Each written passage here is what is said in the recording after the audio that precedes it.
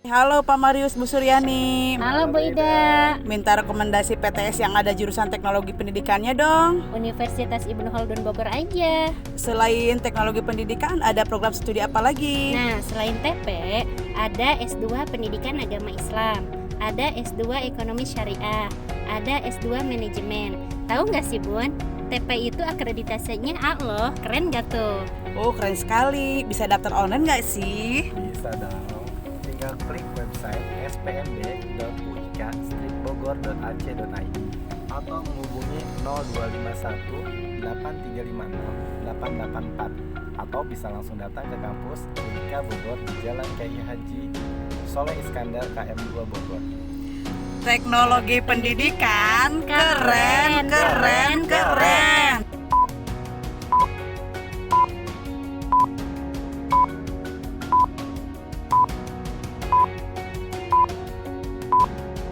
Si Merdeka Belajar itu di masa pandemi ini Kementerian Pendidikan Kebudayaan Kabinet Indonesia Maju yaitu Bapak Nadiem Anwar Makarim memutuskan adanya peraturan pedoman pelaksanaan kurikulum pada satuan pendidikan dalam kondisi khusus yang tertuang dalam nomor 719 garing P 2020 dengan bertujuan meningkatkan kualitas pembelajaran.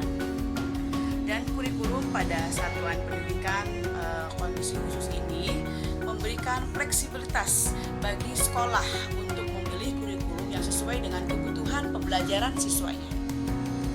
Selanjutnya, kurikulum ini bisa juga kita masih dapat mengacu pada kurikulum nasional, kemudian menggunakan kurikulum darurat dan melakukan penyederhanaan kurikulum secara mandiri.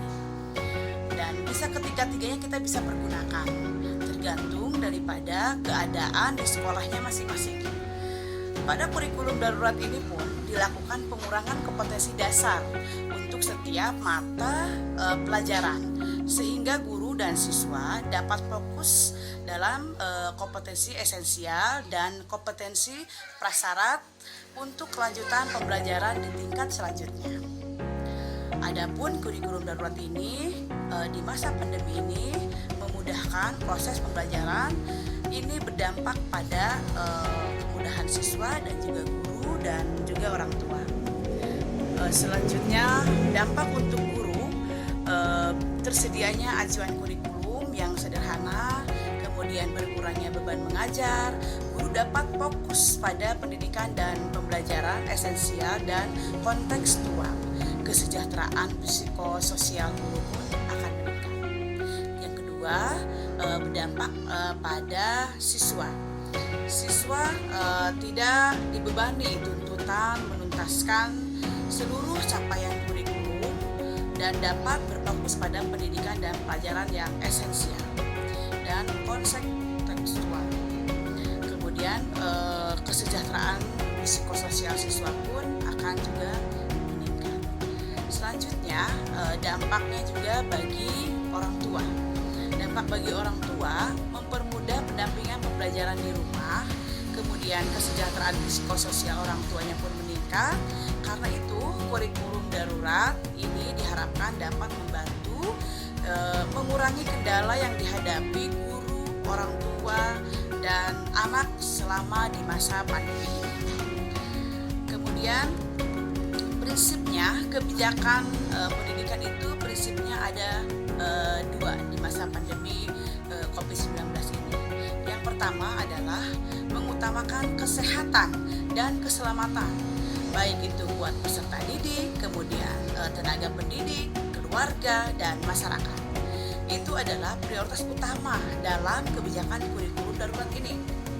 Yang kedua, kebijakan Bapak Nadiem Makarim dalam masa pandemi ini untuk tumbuh kembangnya peserta didik dan kondisi psikososialnya.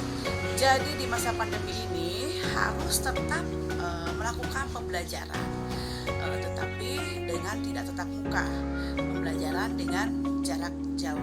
Nah, untuk PJJ atau materi pembelajaran jarak jauh ini akan disampaikan oleh rekan saya yaitu Ibu Suryani. Baik, untuk pembelajaran jarak jauh kami persilahkan kepada Ibu Suryani untuk mempresentasikannya. Terima kasih, dari saya cukup. Assalamualaikum warahmatullahi wabarakatuh.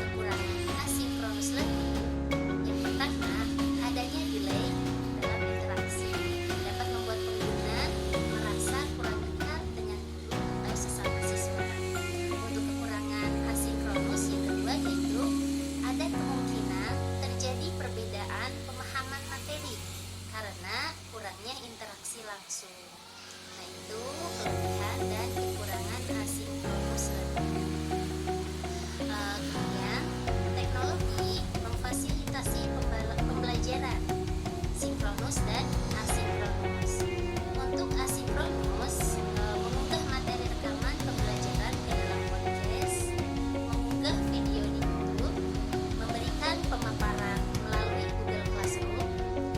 Microsoft Teams, Edmodo atau media penyimpanan lain, penyelenggaraan flight learning, untuk synchronous learning, chat dalam PowerPoint online, kemudian video conference menggunakan Microsoft Teams atau Skype for Business, Google Meet, Zoom Meeting,